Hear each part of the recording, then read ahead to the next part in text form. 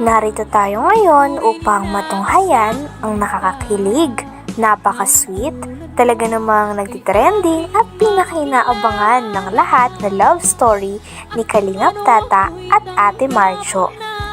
Ngayon ay narito nga tayo sa pinakauna at nakakakilig na vlog nila dahil nakita na nga ni Kalingap Tata ng personal sa labas ng tindahan si Ate Marcho.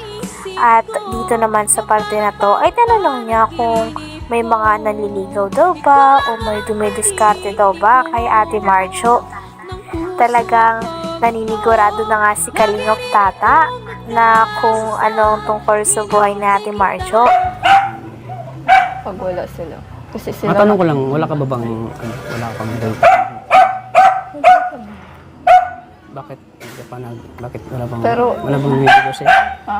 Wala bang naniligaw sa'yo? Ano naman, syempre. Siyempre maganda eh. Wala namang tao na hindi ka magustuhan kasi ang ganda mo eh.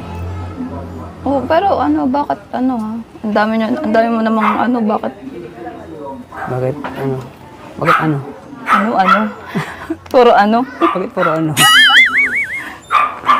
Hindi, sige na, next ano.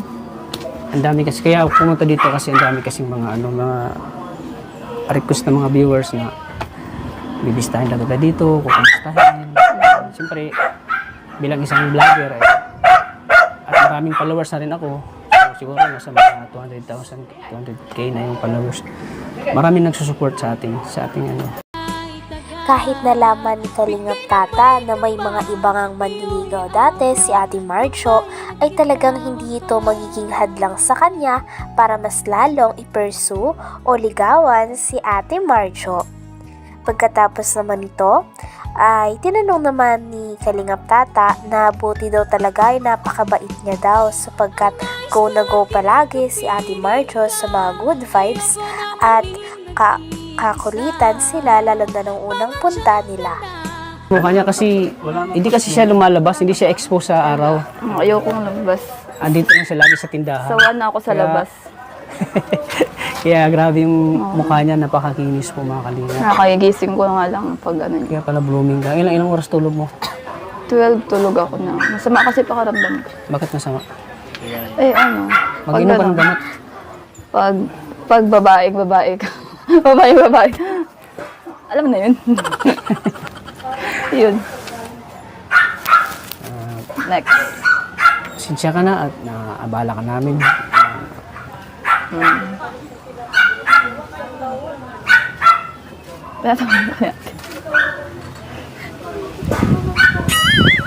Wala na akong masabi. Talagang... Sinsya ka na doon sa mga sa mga kasamahan ko na mga makukulit. Yan talaga kami pag nagsama, isang kulitan. Butit, ka. Butit maganda ang mood ko doon. Oh, sabi ko nga, pag di maganda mood ko, sorry. Sabi ko kay kuya, Starax. Butit na nakisabay ka doon sa nakisabay ka sa mga joke-joke namin. Hindi ko naman nga alam na may pupunta kayo nga. Pero alam mo naman mga kalingap kami. Hindi nga talaga. Hindi mo alam? Hindi ganun ka. Kasi ang kilala ko lang talaga si kuya. Anong reaction mo na, siyempre, na kami, nagkatuwaan na kami dito, na ikaw yung namin. Anong reaction mo doon? Pero hindi ka ba natakot sa amin? Hindi ka ba natakot? Hindi naman. Kasi first time mo makita kami. Talagang makikita nga natin na napakabait talaga ni Ate Marcho sapagkat talaga siyang approachable at hindi siya suplada na type ng isang babae.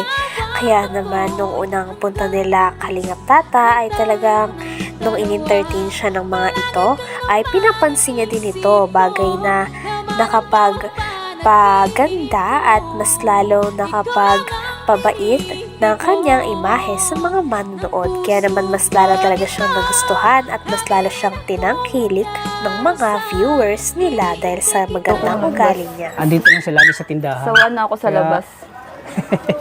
Kaya grabe yung mukha niya, napakakinis po mga kalinga. Nakakagising ko nga lang pag ano niya. Kaya pala blooming ka. Ilang oras tulog mo? 12 tulog ako na. Masama kasi pakaramdam ko. Bakit masama? Eh ano? Mag-inom ka ng gamot. Pag babae ka. babae. Alam mo na yun.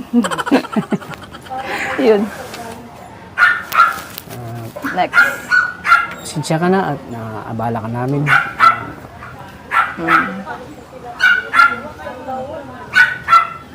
Pinatawa na yan. Wala na akong masabi. Talagang sinsya ka na doon sa mga sa mga kasamahan ko na mga makukulit. Yan talaga kami pag nagsama, isang kulitan, butit ka. Butit maganda ang mood ko doon. Oo. Sabi ko nga, pag di maganda mood ko. Habang nagsasalita nga si Kalingap Tata ay parang medyo nauutal-utal pa talaga ito at kitang-kita na talagang kinakabahan siya. Kahit medyo matagal na rin ang kanilang pag-uusap ay kitang-kita pa rin sa mukha ni Kalingap Tata na kabado ito sapagkat sino nga namang hindi kakabahan sa unang pagkikita nila ng harap-harapan ni Ate Marjo at talagang kakabahan nga naman si Kalingap Tata sa sobrang ganda ni Ate Marjo. Tatakot sa amin, hindi ka ba natakot? Hindi naman. Kasi first time mo makita kami, tapos ano ka kagad sa akin, nakikisabay ka kaagad. Naalala ko si natatawa ako kay Si Kuya. Juan? Oo, dun. Oo, Kaya sumabay ako. Kasi Ah, natatawa ako sa kanya. kay Juan ka natatawa talaga ng gusto. Parang ginagaya niya yung yung kumbaga yung parang tawag doon? Kalimutan ko na. Ano tawag doon, bro? Kamukha ni Sander daw. Ha? Thunderboard. Kamukha ni Sanderford, oo. Oo, kamukha ni Sanderford. Tamang doon ako tumawa nung sinabi mo na kamukha ni Sanderford eh. Doon ako tawang ng tawa, bro. Yung kamukha ni Sanderford. Baka Sanderford na hindi pa naritoke.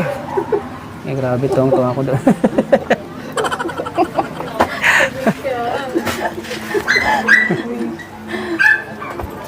Natawa.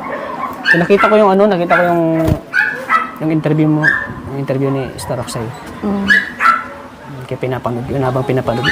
Grabe at patagal ng patagal ay parang mas nagiging close at mas nagiging casual na nga ang pag-uusap ni Kalingap Tata at Ate Marjo. Grabe at simula nga lumabas si Ate Marjo ay parang hindi na talaga bumaba ang mga ngiti sa labi nito. Talagang nahuhulihan din sa akto ng kamera na nakatingin at nakatitig lang si Ate Marjo kay Kalingap Tata. Nako-fall na rin kaya siya kay Kalingap Tata? At pagkatapos naman ito ay talagang napasarap ang kanilang pag-uusap at napakatagal nga rin ang kanilang pag-uusap dahil napakatagal rin nilang inantay na makapagkita. Grabe kilig na talagang, as in kinilig ako kasi yung topic ni Starak about sa ating dalawa. Tapos tinatanong mo pa sa kanya kung ilang taon na ako. Curious ka ba sa sa edad ko talaga? Oo. Sa mga mga ilang taon ako? Sa tingin mo? 40s. 40s? Ano nga ba? Joke lang pala yung Pag sabihin mo, nagsisinungaling ko, 40 na. 10 years ko lang natin nagwat. Pero naniniwala ka sa age doesn't matter. Tawag mo si Mama, dali. Naniniwala ka ba? Laksa mo yung boses mo, dali. No.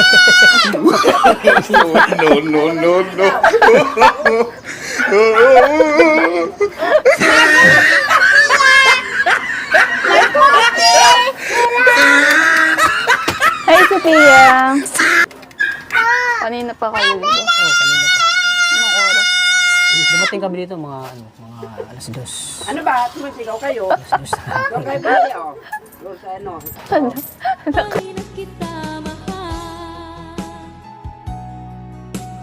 Hanggang dito na lamang muna ang ating nakakakilig. Napaka-sweet at talaga namang sobrang nagtitrending at pinakinaabangan na istorya ni Kalingap Tata at Ate Marjo. Maraming salamat sa inyong panonood. Bye!